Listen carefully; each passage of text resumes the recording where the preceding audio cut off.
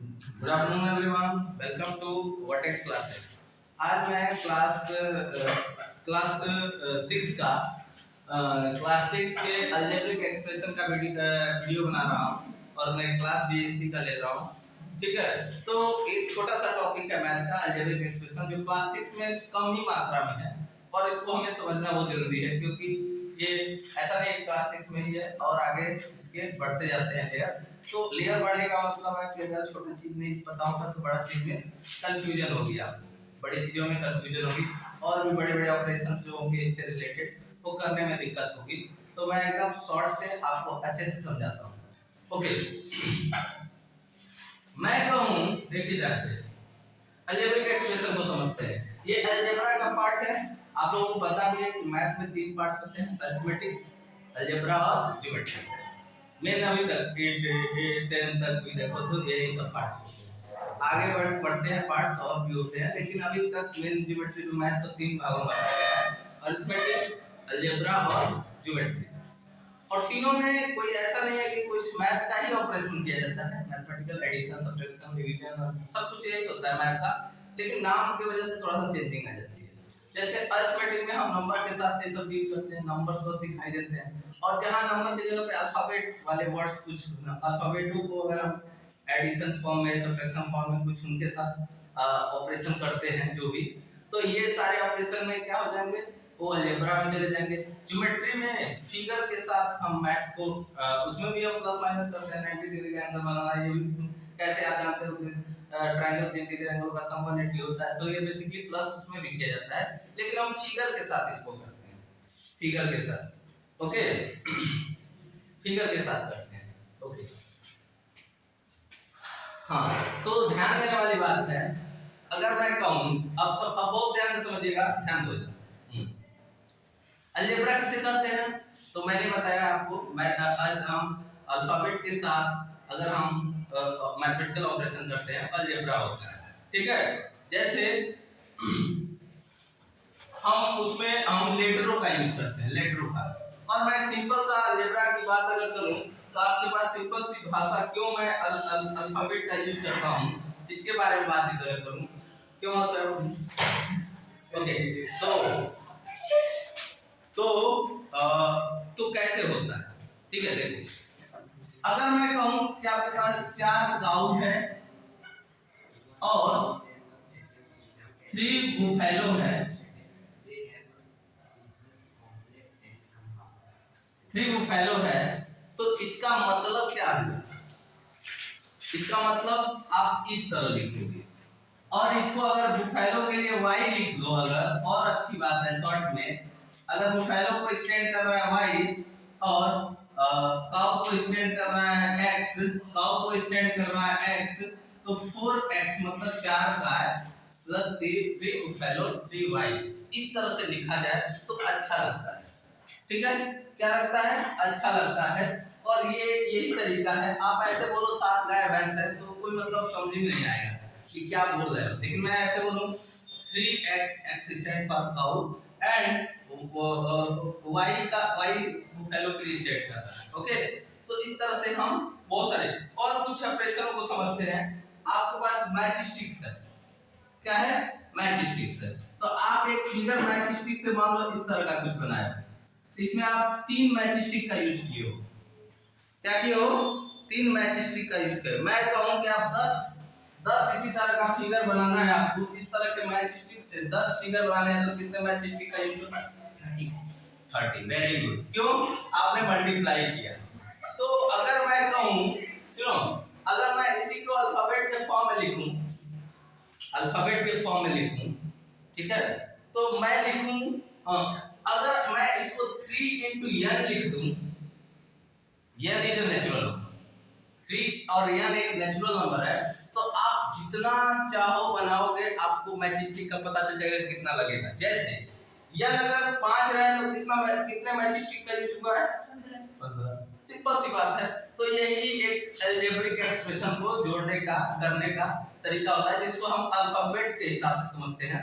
ठीक है, और आगे आपको बहुत सारी चीजें अलजेब्रा में बहुत सारी चीजें मिलेंगी, जिसमें वेरिएबल नंबर होते हैं, कांस्टेंट नंबर होते हैं, वो अभी आप लोगों में नहीं है, हमें सिंपल सिंपल चीजें अलजेब्रा के अल्फाबेट को कैसे एडिशन और सब्ट्रैक्शन, तो इसका भी वही प्रोसेस है। जैसे सिंपल मैथ का प्रोसेस था एडिशन सब्ट्रैक्शन का, इसका भी वही प्रोसेस है। हम प्रोसेस को समझे तो और बढ़िया रहेगा। इसमें वेरिएबल होते हैं, कांस्टेंट होते हैं, वो भी आप लोगों को समझना पड़ेगा, जो बाद में पढ़ाया जाता है वेरिएबल कांस्टेंट। क्लास 6 में स्टेटर में जो चीजें हैं वो बताऊंगा। जैसे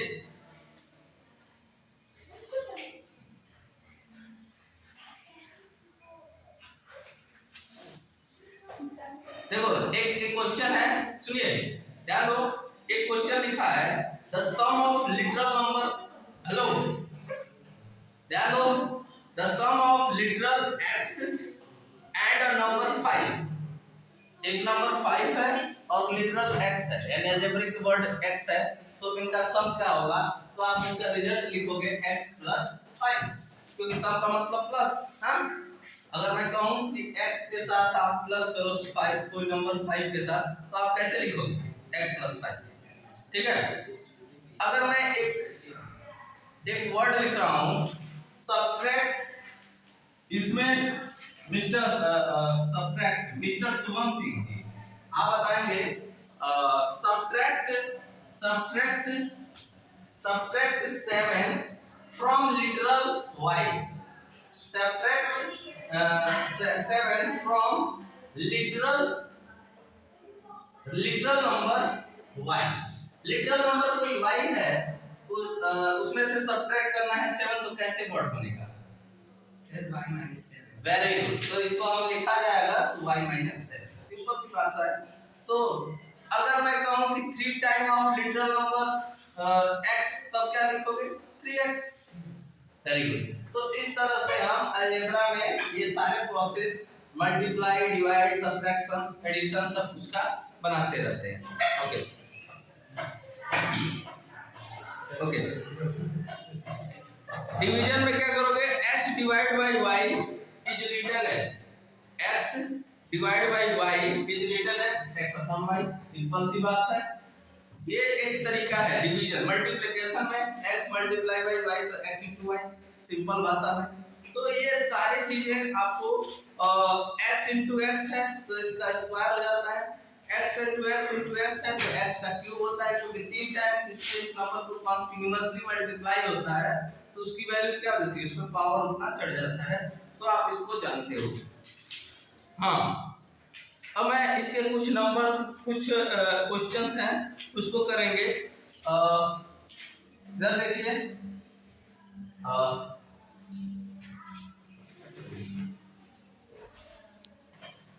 ओके स्टूडेंट, मैं इसके 8A का 8A की एक्सरसाइज में कुछ क्वेश्चन करूंगा, उसको समझिएगा।